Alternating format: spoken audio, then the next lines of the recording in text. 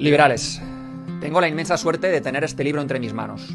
Filosofía para no filósofos, recién publicado por Espasa. Tiene la peculiaridad de que su autor falleció hace más de 5 años. Y sobre todo, el enorme valor de que ese autor es Antonio Escotado. Muchos de vosotros le conocéis de sobra, y también la admiración que le profesamos en Laissez-faire. Pero para quienes le conozcáis menos, os doy unas pinceladas rápidas. Nacido en Madrid en el año 41, Escotado fue un hombre tan libre que hasta eligió dónde se iba a morir.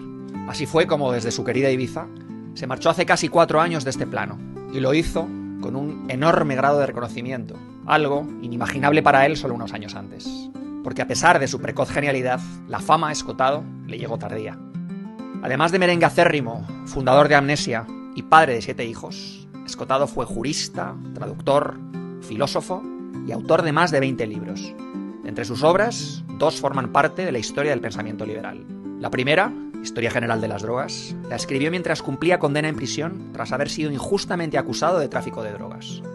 En cuanto supo de la condena, decidió que iba a aprovechar el tiempo para escribir ese libro. Eligió la cárcel de Cuenca y el director accedió a permitirle pasar su estancia en una celda de castigo para que pudiera centrarse en su escritura. La segunda, Los enemigos del comercio, es una trilogía monumental sobre los orígenes y desarrollo del movimiento comunista. Le dedicó 20 años de su vida con una entrega absoluta, llegando a catalogarlo como el libro de su vida. Todo lo anterior solo era Escotado en forma. En fondo, en esencia, Escotado fue sobre todo un estudioso de la verdad, impulsado por un deseo casi inconfesable de ser el hombre más inteligente de España. Persiguiendo ese sueño, por sus manos pasaron cientos de miles de páginas, siempre con un bolígrafo cerca para subrayar o escribir en los márgenes. Y así, entre anotaciones y referencias, fue construyendo los cimientos morales e intelectuales de su pensamiento. Una vida entera volcada al estudio, cuyos aprendizajes filosóficos destila ahora en este nuevo libro, verdadero regalo para quienes amamos su obra. En Filosofía para no filósofos, Escotado recorre de forma progresiva y estructurada las ideas que han ido moldeando nuestra civilización, desde el pensamiento mítico hasta Hayek y Popper.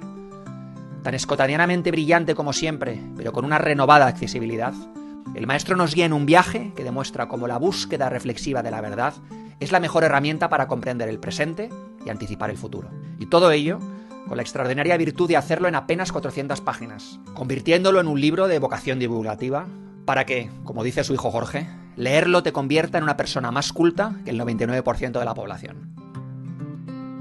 Tengo la inmensa suerte de haber conocido en los últimos meses a Jorge Escotado y de haber compartido con él algunas charlas, todavía fugaces, pero que espero pronto se alarguen. Además de dedicar tiempo a su hija y a Memoralia, su empresa de biografías, Jorge vuelca gran parte de su energía a La Emboscadura, que es mucho más que una editorial al uso. Es un proyecto para difundir la obra de un hombre al que define, no sin cierta melancolía, más como maestro que como padre. Esa labor la comenzó en 2017, poco después de que se publicara el 3er tomo de Los enemigos del comercio, cuando su padre no era ni de lejos tan conocido como ahora. Vídeo a vídeo, tuit a tuit, Jorge fue consiguiendo que las palabras de su padre se propagaran hasta convertirlo en una leyenda. Y por lo que me ha contado sobre los proyectos que tiene entre manos, esa leyenda no ha hecho más que comenzar. Como ejemplo, este libro, que ha sido editado por él mismo. Así que como reconocimiento y sobre todo agradecimiento a la labor de Jorge, la labor de tu padre fue la más difícil, pero la tuya, Jorge, es la más importante. España vive una situación inédita, con una deriva económica y política preocupante, y sobre todo con un nivel de enfrentamiento y división social que nos retrotrae a nuestras épocas más oscuras. Hoy, otra vez, somos legión a los que España nos duele. Por eso es tan importante recordar a diario la obra de Escotado y reivindicar su figura. Una figura capaz de suscitar el respeto y cariño de todas las sensibilidades, como demuestra el hecho de que tras su muerte, el Ayuntamiento de Madrid votara por unanimidad hacerle un monumento, aunque todavía, años después, sigamos a la espera de la aprobación del alcalde. Y es que Escotado, mientras hacía su travesía desde el marxismo acérrimo hacia las ideas de la libertad, fue poco a poco llegando a la mayor comprensión de todas, que no hay mayor sabiduría que respetar a todo ser humano y reconocer su profundo valor. Por eso, para cerrar, os traigo uno de sus últimos conceptos, unas ideas llenas de esperanza que agrupó bajo el nombre Guerrilla de la Concordia, un término que su buen amigo Jorge Drexler convirtió en una canción tan bella y con tanta verdad que quizás os pase como a mí la primera vez que la escuché y se os salten las lágrimas.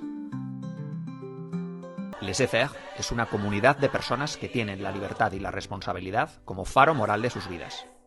Si quieres formar parte de ella, además de seguirnos, no dudes en hacerte con alguno de nuestros productos.